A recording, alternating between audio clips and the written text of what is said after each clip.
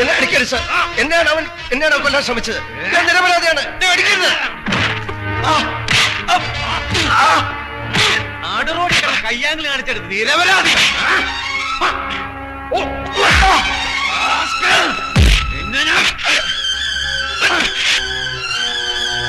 എന്നെ ഇനി അടിക്കരുത് സാർ. അടിക്കരുത്. അടിച്ച പിന്നെ എന്നെ കൊന്നേക്കണം. പണം മുട്ടിയ പാമ്പാണ് സാർ ഞാൻ. സേതു സാറിന് വിട്.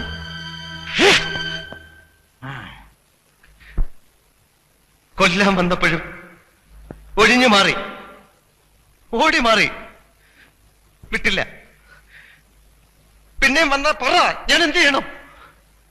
കൈകെട്ടി നിന്ന് കൊടുക്കണോ? പണ്ടാണെങ്കിൽ കഴുത്ത് നീട്ടി കൊടുത്തിട്ടുണ്ട്. ഇന്നെനിക്ക് വയ്യ. എനിക്കിത് ജീവിച്ചേ പറ്റൂ.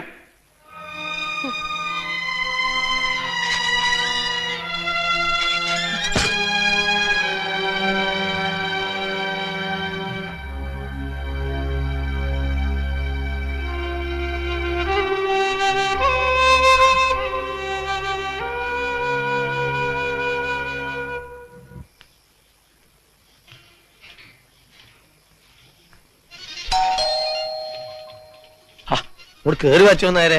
നിങ്ങൾ പറഞ്ഞ മാതിരി അച്ചോ നായര്. ഇരിക്കേ. വേണ്ട സാർ, ഞാൻ വിളിപ്പിച്ചത് നിങ്ങളുടെ മോന്റെ കാര്യം പറയാനാ. വീട്ടിലെ അമ്മയൊക്കെ ആകെ വിഷമിച്ചിരിക്ക. അവരൊരു ഹാർട്ട് പേഷ്യന്റാ. സാറിനോട് മോശമായി പെരുമാറിയെന്ന് കേട്ടു. ഞാൻ മാപ്പി ചോദിക്കുന്നു. ഹേ, അങ്ങനെയൊന്നുമില്ല. ഞാൻ നല്ല ഇടിവെച്ച് കൊടുത്തിട്ടുണ്ട്. പക്ഷെ ഇനിയും മര്യാദ പഠിച്ചില്ലെങ്കിൽ നട്ടെല്ലാം ഓടിക്കും. മര്യാദയ്ക്ക് അവനെ കാര്യങ്ങൾ പറഞ്ഞ് മനസ്സിലാക്കുക. ഇല്ലെങ്കിൽ തെരുവിൽ കിടന്ന് ചാവേണ്ടി വരും. മോനെ വിളിച്ചിട്ട് പൊയ്ക്കോ. കീരിക്കാടന്മാരുടെ തമ്മിത്തല്ലി ചാവാണ്ട് സ്വന്തം കാര്യം നോക്കി എവിടെങ്കിലും പോയി ജീവിക്കാൻ പറ. അമിതേ, സേതുമാധവനെ കൂട്ടിവിട്ടേക്ക്. സാർ,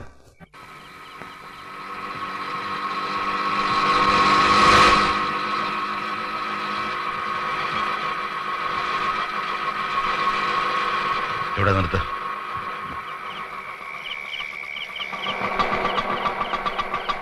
എന്താ ഇവിടെ? എത്ര ആശ? 5 രൂപ.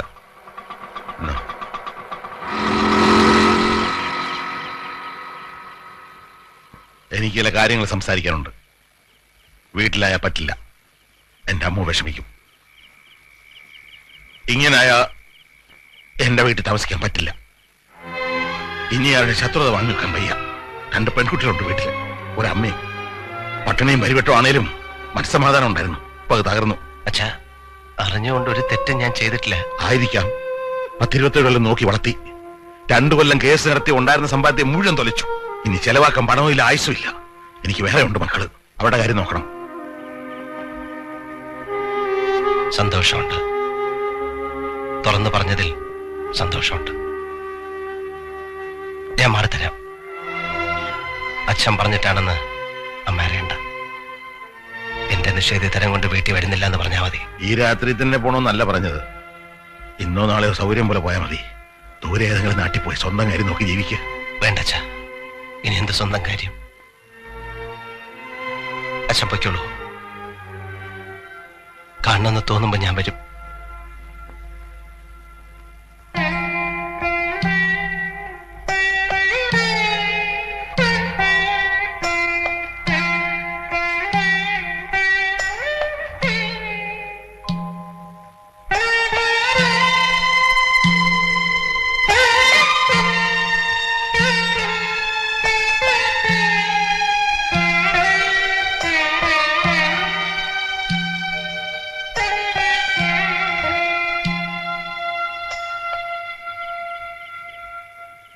അവൻ വന്നില്ലേ?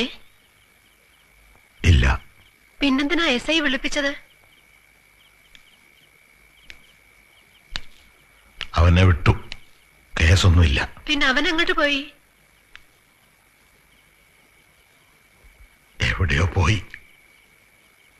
എങ്ങോട്ട്? അവനോട് ഇനി വീട്ടിൽ വരരുതെന്ന് ഞാൻ പറഞ്ഞു. എന്ത് ദുഷ്ടത്തരാ നിങ്ങൾ കാട്ടിയത്? എന്റെ മോൻ ഇനി എങ്ങോട്ട് പോവും? ഇഷ്ടമുള്ളിടത്തേക്ക് പോട്ടെ. അങ്ങനെങ്കിൽ അവൻ ഈ നാട്ടിൽ നിന്ന് പോട്ടടി. എവിടെയെങ്കിലും ചെന്ന് ജീവിക്കട്ടെ.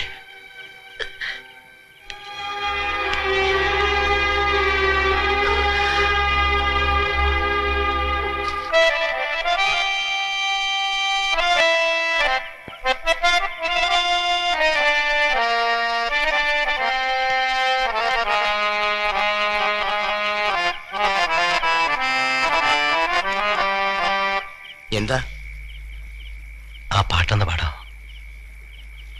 ഇപ്പോഴോ? അതെ.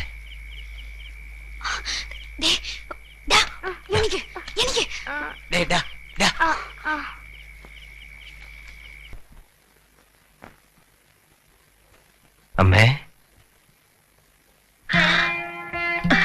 പതുക്കെ. എവിടെയായിരുന്നു മോനെ നീ? ഞാൻ ഇവിടെയൊക്കെ തന്നെ ഉണ്ടമ്മേ. അമ്മ പറഞ്ഞില്ലേ എന്നെ എങ്ങോട്ടും വിടില്ലാന്ന്. ഞാൻ അമ്മയുടെ വെളിപ്പുറത്ത് തന്നെ ഉണ്ടാവും. നീ ഈ നാട്ടിൽ നിന്ന് പോകുന്നതാ ഇപ്പൊ അമ്മയ്ക്ക് സമാധാനം. പക്ഷേ എനിക്കിപ്പോ എങ്ങോട്ടും പോകാൻ തോന്നുന്നില്ല. പേടിച്ചോടി ഓടി മടുത്തമ്മേ. സ്വന്തം ജീവൻ രക്ഷിക്കാൻ പറ്റാത്തവൻ ആണായി ജീവിച്ചിട്ട് എന്താ കാര്യം? നിന്റെ കാര്യം ആലോചിക്കുമ്പോ എനിക്ക് പേടിയാ. എന്തിന്? സേതു പഴയതുപോലൊന്നും അല്ലിപ്പോ. മനസ്സിന് നല്ല ഉറപ്പുണ്ട്, എന്ത് നേരിടാനുള്ള കരുത്തും. ലത എന്തി? അവക്ക് നാടകമുണ്ടോ? നാടകമല്ല, റിഹേഴ്സല്. 2 ദിവസമായി അവളും അച്ഛനും പോയിട്ട്. അവളുടെ ഈ നാടകം നിർത്തണമേ. എന്നിട്ട് അവളെ കല്യാണം കഴിച്ചേക്കണം. അതൊന്ന് നടന്ന് കണ്ടാ മതിയായിരുന്നു ഈശ്വര. പിന്നെ അംബികയുടെ കാര്യം. രമണേട്ടൻ വേറെ വിവാഹം കഴിച്ചോ? കഴിച്ചൊന്നും ഇല്ലാന്നും ഒക്കെ കേൾക്കണുണ്ട്. ആ, ഏട്ടത്തി എവിടെയെന്ന് ചോദിക്കാൻ തുടങ്ങിയായിരുന്നേ. നീ മീൻ കച്ചവടത്തിന് പോണെന്ന് പറഞ്ഞു കേട്ടു. ആ, ശരിയാണ്. നിനക്ക് വേറെ ഒരു ജോലിയും കിട്ടിയില്ലേടാ? ഒരു കൊലയാളിക്ക് ആരെന്ത് പണി തരാനാ? പിന്നെ മീൻ കച്ചവടം മോശമൊന്നുമല്ല. അച്ഛൻ ഇത് പറഞ്ഞു കേട്ടപ്പോ ഞാൻ പൊട്ടിക്കരഞ്ഞു പോയി. കാക്കിയിട്ട് കാണാൻ മോഹിച്ചിട്ട്. അങ്ങനെ നമ്മൾ എന്തെല്ലാം മോഹിച്ചു. ഇനി അതൊന്നും ആലോചിച്ചിട്ട് കാര്യമില്ല. നിന്റെ താമസോ? കിടന്നുറങ്ങാൻ ഇത്തിരി സ്ഥലം പോരെ, അതുണ്ട്. കട്ടൻ ചായ ഒരെണ്ണം വയ്ക്കട്ടെ? വേണ്ട അടുത്തേ, ഞാൻ ഇറങ്ങാ. എനിക്കൊരാളെ കാണണം. അമ്മേ, ഇത് അച്ഛനെ കൊടുത്തേക്ക്. നിന്റെ കയ്യിൽ വെച്ചാ മതി. ഇവിടെ അത്യാവശ്യത്തിനൊക്കെ ഉണ്ട്. അമ്മേ, ഞാനിപ്പോ ജീവിക്കണതും ഈ മീൻകൊട്ട ചുമക്കണതും എനിക്ക് വേണ്ടിയല്ല. ഞാൻ ഈ തന്നത് വാങ്ങിയില്ലെങ്കിൽ പിന്നെ എന്റെ ജീവിതത്തിന് എന്താ ഒരു അർത്ഥം? ഇത് വാങ്ങിക്കേ. രമേശന് ഞാൻ കുറച്ച് കാശ് അയച്ചിട്ടുണ്ട്. ലതയോട് പറഞ്ഞേക്ക്. അച്ഛൻ എന്തെങ്കിലും പറഞ്ഞു എന്ന് വെച്ച് നീ എന്തിനാ കണ്ടെടുത്ത് ജീവിക്കണേ? നീ ഇങ്ങോട്ട് വാ. അത് വേണ്ടമ്മേ. അച്ഛൻ പറഞ്ഞതാ ശരി. എന്നോടുള്ള ശത്രുത എന്തിനാ വീട്ടുകാർ അനുഭവിക്കണേ? ഞാനിപ്പോ വീട്ടിൽ നിന്ന് പിണങ്ങി പിരിഞ്ഞു എന്ന് എല്ലാരും പറയണേ. അത് അതുപോലെ ഇരിക്കട്ടെ. അമ്മയ്ക്ക് എന്നെ കാണണമെന്ന് തോന്നുമ്പോ ഞാനിവിടെ ഉണ്ട്. പോരെ? പോട്ടെ.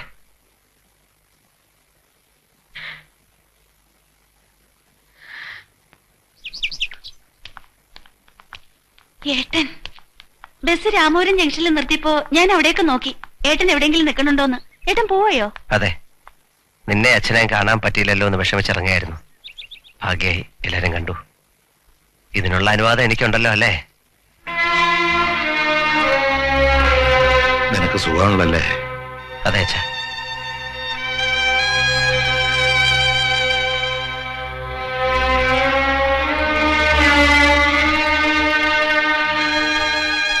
ഞാൻ വന്നപ്പോഴേക്കും ഏട്ടൻ പോവായോ? എനിക്ക് സംസാരിക്കാനുണ്ട് ഏട്ടനോട്. എന്ത്? ഏട്ടൻ ഈ നാട്ടിൽ തന്നെ ജീവിക്കാൻ തീരുമാനിച്ചേക്കണമെങ്കിൽ ഇങ്ങനെ വേറെ താമസിക്കാൻ പറ്റില്ല. ഈ നാട്ടിലല്ലല്ലോ, ഇവിടുന്ന് 4-5 കിലോമീറ്റർ അല്ലേ രാമപുരത്തിന്. നീ പോ, നിനക്ക് നല്ല ക്ഷീണമുണ്ട്. പോയി വിശ്രമിക്കേ. ഏട്ടൻ പിന്നെ വരാം. ഏട്ടാ, ഏട്ടന് കാശ് വല്ലതും വേണോ? എന്റെ ഇപ്പൊ കാശുണ്ട്.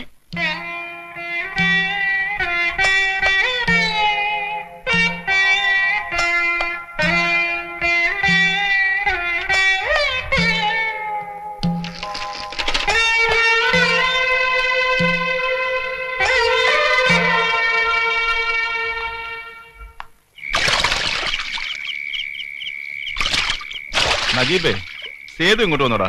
വൈകുന്നേരം വന്നപ്പോ ഇവിടെ കയറിയൊരു സോഡ അടിച്ചു. പിന്നെ അങ്ങോട്ടാ പോയെന്ന് അറിയില്ല. എന്തേ? ഏയ്, ഒരു ചെറിയ പ്രശ്നമുണ്ട്. എന്താ? ചില പുതിയ ആളുകളൊക്കെ ഇവിടെ എത്തിയിട്ടുണ്ട്. ആരാ? 3-4 പേരുണ്ട്. കീരിക്കടന്മാരെ കാറി കയറി പോകുന്നുണ്ട്. ഒരാളെ ഞാൻ അറിയും. പോർട്ടർ കുഞ്ഞാപ്പു. കൊച്ചിയിൽ പോർട്ടറാ. നല്ല അഭ്യാസിയാ. കടത്തനടൻ മുതൽ കരാട്ടെ വരെ പഠിച്ചിട്ടുണ്ട്. ചുരുങ്ങിയത് ഒരു 10-12 കേസെങ്കിലും എപ്പോഴും ഉണ്ടാവും പേരില്. അല്ല, അവര് വന്നിരിക്കുന്നത് എനിക്ക് സംശയമുണ്ട്. ഒന്നല്ലെങ്കിൽ പഴയ പരിചയത്തിന്റെ പേരിൽ അവർ ജോസേട്ടന്റെ വീട്ടിൽ വന്നത്, അല്ലെങ്കിൽ അവരെ വരുത്തിയത്.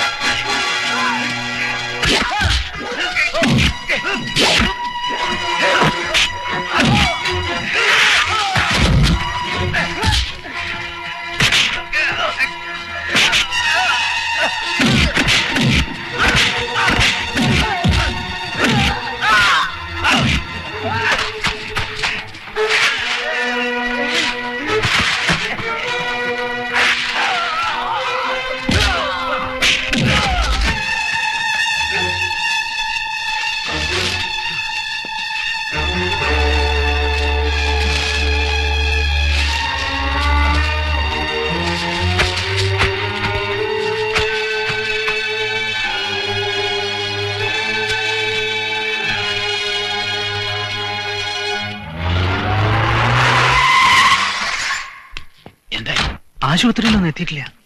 എവിടെങ്കിലും ചത്ത് കിടക്കണ്ടാവോ? എനിക്കും അതാ തോന്നണേ. മറ്റവരെ രാത്രി തന്നെ വിട്ടല്ലോ. പിന്നെ നമ്മൾ ഇനി ഒന്നും അന്വേഷിക്കാൻ നിൽക്കണ്ട. ചത്തെങ്കിൽ ചത്തു, നമ്മളൊന്നും അറിഞ്ഞിട്ടില്ല.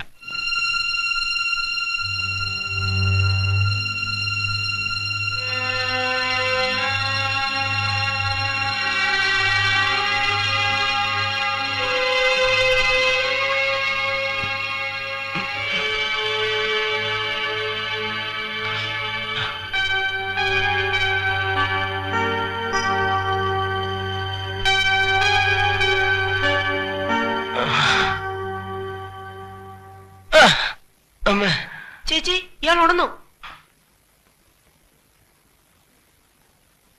ചേച്ചി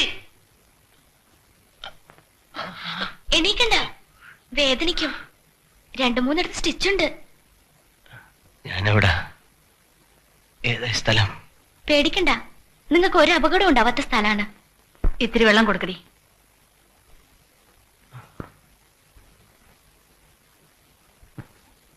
വിനു, ഇങ്ങോട്ട് പോരൂ. ഉപദ്രവിക്കണ്ട, സ്വസ്ഥായി കിടക്കട്ടെ പാവം.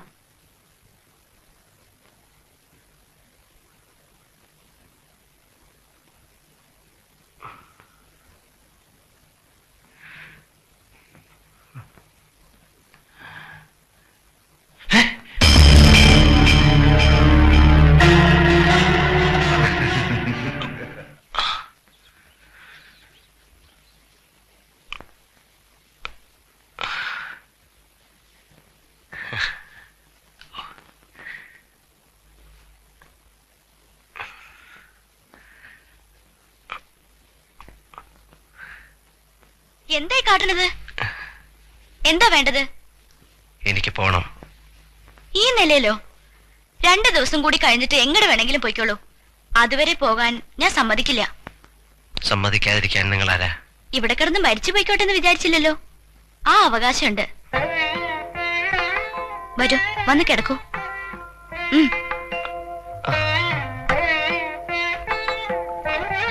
നല്ല പൊടിയേരി വെക്കണുണ്ട്. കാലായാലും അത് കഴിക്കാം.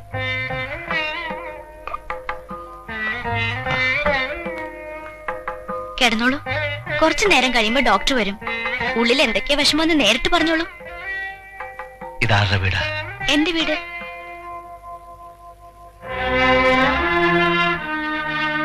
അത് ഞങ്ങളുടെ പപ്പ. അറിയോ? അറിയാതിരിക്കില്ലല്ലോ അല്ലേ?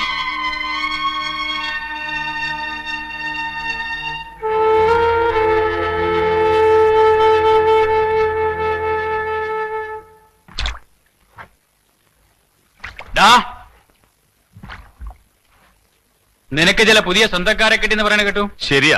എന്തേ? എന്നിട്ട് എവിടെ പോയി? അത് നിങ്ങൾക്കല്ലേ അറിയണത്. എനിക്കോ? ഞാനെങ്ങനെ അറിയാനാ? എന്നാൽ അറിഞ്ഞോ, സേതു ചത്തിട്ടൊന്നുമില്ല, കരുതിയിരുന്നു. അതിന് ഞങ്ങളൊന്നും ചെയ്തില്ലല്ലോ. നിങ്ങൾ ചെയ്തില്ല, ചെയ്യിച്ചു. പോട്ടെ, കുഞ്ഞപ്പങ്കിയൊക്കെ പോയോ? ആ, എനിക്കറിയില്ല. നീ എന്തിനാണ് വന്നത്? ചേച്ചി പറഞ്ഞു വിട്ടതാ. എന്ത്? നീ പറയണ്ട, അവൻ എന്റെ അടുത്ത് വന്നതാ. നിങ്ങളൊന്ന് പോ തോമസേട്ടാ. നീ പോടാ, ഇവൻ കീരിക്കാടന്മാരുടെ ചോരയാ. ഓ, കീരിക്കടന്മാരെ ചോര. ജോസിന്റെ മരിച്ചത് പിന്നെ നിങ്ങൾ ആ തള്ളയും മക്കളെ ഇവിടെ ഓടിയാൻ പണയത്തിനെടുത്ത്. എന്നാ ജോസിന്റെ ഭാര്യയായിട്ട് അംഗീകരിച്ച് മതം മാറ്റി വീട്ടിൽ കൊണ്ട് താമസിപ്പിക്കാം. നീയൊക്കെ കൂടി അവനെ ഈ വെട്ടിൽ കൊണ്ട് ചാടിച്ചത്. പക്ഷെ ഇവനെ ഞങ്ങൾ നോക്കും, അംഗീകരിക്കും. എന്റെ ജോസിനെ ജനിച്ചതാ, ഞങ്ങളുടെ ചോരയാ. എന്താടാ, എന്താ വിശേഷം? പേരപ്പെട്ട് പറ. ആരോടും പറയരുതെന്നാ ചേച്ചി പറഞ്ഞത്. ഏത് ചേച്ചി? നിന്റെ അപ്പനുണ്ടായിരുന്നല്ലോ അവള്. എങ്ങാണ്ട് പഴിച്ചുണ്ടായതിനെ ചേച്ചി. നീ പറ, എന്താ ഇത്ര രഹസ്യം അവിടെ? പേരപ്പല്ല ചോദിക്കണേ. ഒരാളുണ്ട് വീട്ടില്. അയാൾ എണീറ്റെന്ന് പറയാൻ പറഞ്ഞു. എണീറ്റോ? ആരാ? ഞാൻ പറയാം. നിങ്ങൾ സംശയിക്കുന്ന ആള് തന്നെ, സേതുമാധവൻ. ഈ പരമേട്ടൻ എന്ന് പറഞ്ഞത് പരമേശ്വരനെയാണോ? അതെ, ഞങ്ങൾക്ക് ഈ നാട്ടിലെ ഒരേ ഒരു ബന്ധുവാ പരമേട്ടൻ. ഞങ്ങളുടെ എന്ത് കാര്യവും പരമേട്ടനെ അറിയിക്കും. രാവിലെ വന്നിരുന്നോ? അപ്പൊ മയക്കം തെളിഞ്ഞിട്ടില്ല. ഉണർന്ന ഉടനെ അറിയിക്കണമെന്ന് പറഞ്ഞാ പോയത്. വിനുവിനെ പറഞ്ഞു വിട്ടിട്ടുണ്ട്. ഞാൻ ആരാണെന്ന് കുട്ടിക്ക് ശരിക്കും മനസ്സിലായിട്ടുണ്ടോ? എനിക്കറിയാം നിങ്ങളെ. സേതുമാധവൻ അല്ലേ? ഞങ്ങളുടെ പപ്പയെ കൊന്ന സേതുമാധവൻ. പിന്നെന്തിനാണ് എന്നെ രക്ഷിച്ചത്? കണ്ടില്ലെന്ന് നടിച്ചിരുന്നുവെങ്കിൽ ചോര വാർന്ന് നേരം വെളുക്കുമ്പോഴേക്കും മരിച്ചു കിടക്കുന്നത് കാണായിരുന്നില്ലേ? എന്നിട്ട് നിങ്ങൾ ഞങ്ങളുടെ മുറ്റത്ത് കിടന്ന് മരിച്ചാൽ ഞങ്ങളുടെ പപ്പയെ തിരിച്ചു കിട്ടുമോ? ഞങ്ങളുടെ നഷ്ടം തീരുവോ?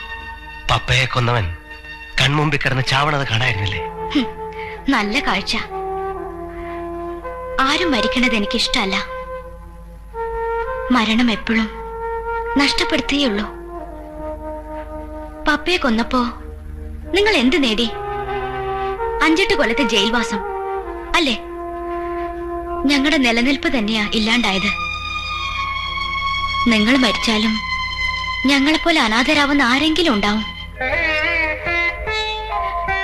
പിന്നെ പരമേട്ടൻ പറഞ്ഞ് കാര്യങ്ങൾ കുറച്ചൊക്കെ അറിയാം. എന്റെ പപ്പയ്ക്ക് നിങ്ങളോട് ക്ഷമിക്കാമായിരുന്നു. എനിക്ക് നിങ്ങളോട് ഒരിക്കലും ദേഷ്യം തോന്നിയിട്ടില്ല.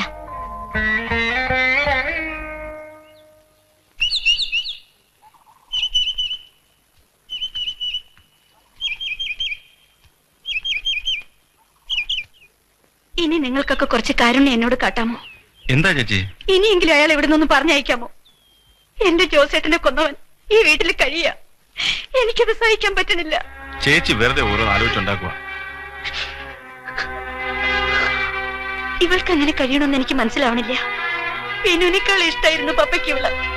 മോളെ നല്ലാതെ വിളിച്ചിട്ടില്ല. ആ മോളിപ്പോ ഞാൻ ചെയ്യണത് തെറ്റാണെന്ന് എനിക്ക് തോന്നിയിട്ടില്ലമ്മേ. അയാൾ ആരും ആയിക്കോട്ടെ, ഒരു മനുഷ്യനല്ലേ. പപ്പയുടെ ആത്മാവ് എന്നോട് പൊറുക്കും. മരിക്കാൻ പോകുന്ന ഒരാളോട് എന്ത് ശത്രുതയാണ് ചേച്ചി? ഇപ്പൊ അയാള് രക്ഷപ്പെട്ടില്ലേ? ഇനി അയാൾ ഇവിടെ തങ്ങണത് എനിക്കിഷ്ടല്ല. ശരി, ഞാനൊന്ന് കാണട്ടവനെ.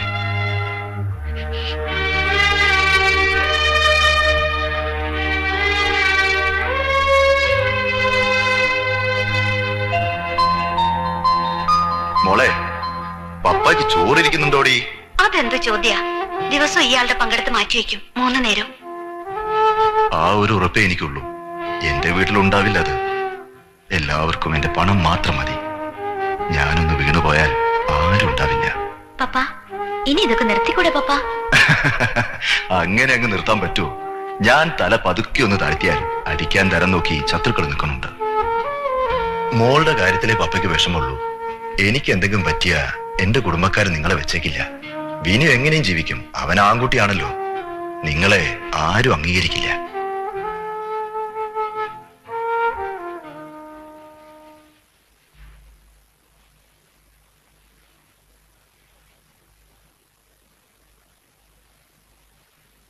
കൊണ്ടുപോകണ പരമേട്ട?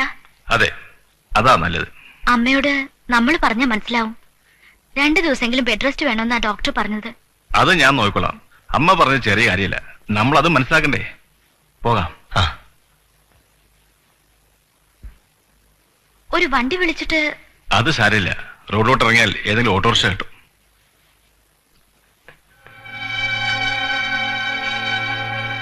കുട്ടിയോട് എന്താ പറയേണ്ടതെന്ന് എനിക്കറിയില്ല. നിങ്ങളുടെയൊക്കെ ജീവിതം ഞാൻ മൂലം തകരുകയാണ് ചെയ്തത്. പക്ഷേ ഇപ്പൊ എന്റെ ജീവൻ നിങ്ങളൊക്കെ കൂടെ തിരിച്ചു തന്നു. പറഞ്ഞു തീർക്കാനുള്ളതല്ല അതൊന്നും. മറക്കില്ല.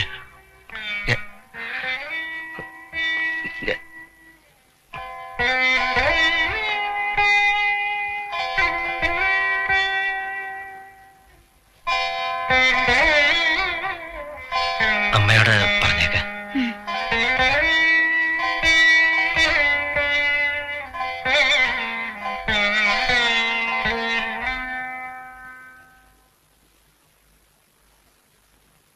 എന്തിനാണ് അവിടെ ഒന്ന് എത്തി നോക്കുന്നത്? പോലെ നടന്നു.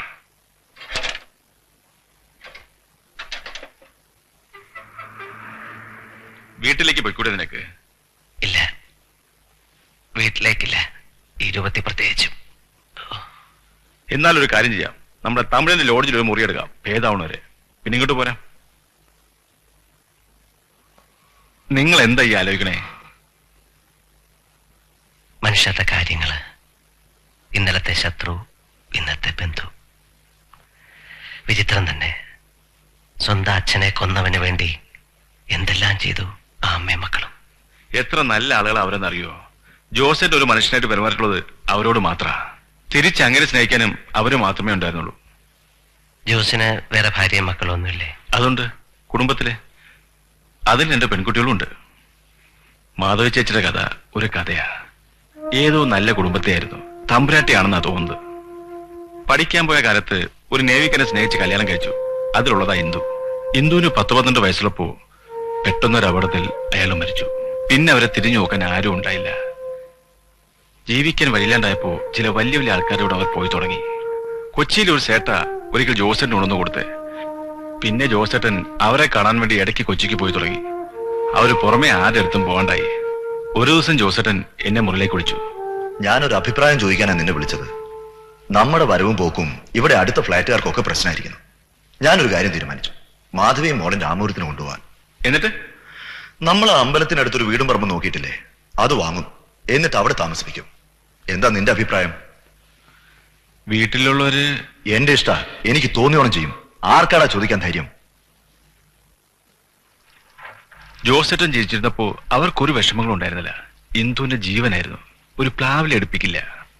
ഇന്നാ പെൺകുട്ടി കുടുംബം നോക്കാൻ കഷ്ടപ്പെടുക. കുറച്ച് നാള് ട്യൂഷൻ പഠിപ്പിച്ചു.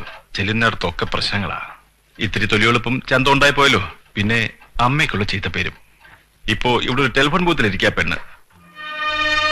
ആ കുട്ടി പറഞ്ഞത് എത്ര ശരിയാണ്.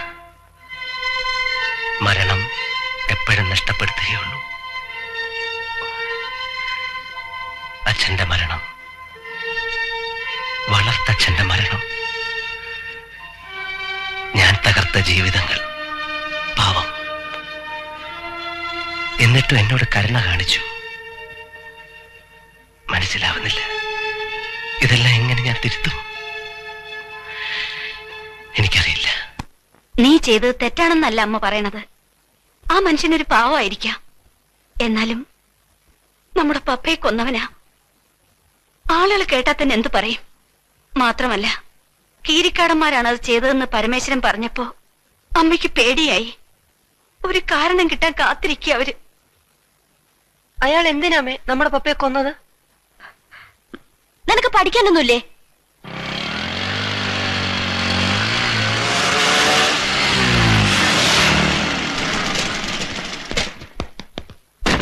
തുറക്കടി വാതില്.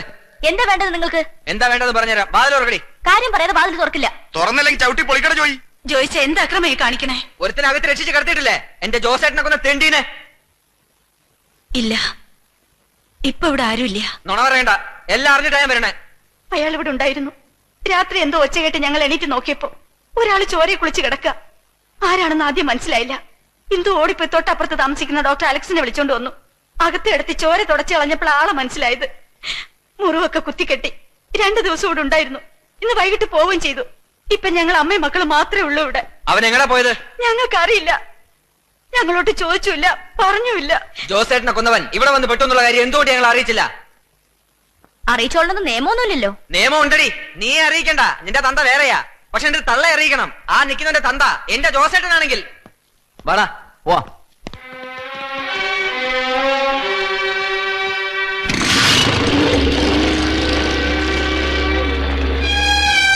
കണ്ടോടി, ഇപ്പൊ കണ്ടോ? ഞാൻ പറഞ്ഞപ്പോ മനസ്സിലായില്ല. ഇനി ഇതിന്റെ പേരിൽ കേൾക്കാൻ പോണ തെറിയും ചീത്തയും എത്രയാണെന്നറിയോ? അയാൾ അവിടെ തന്നെ കിടന്ന് ചത്ത ചേച്ചിക്ക് എന്തായിരുന്നു?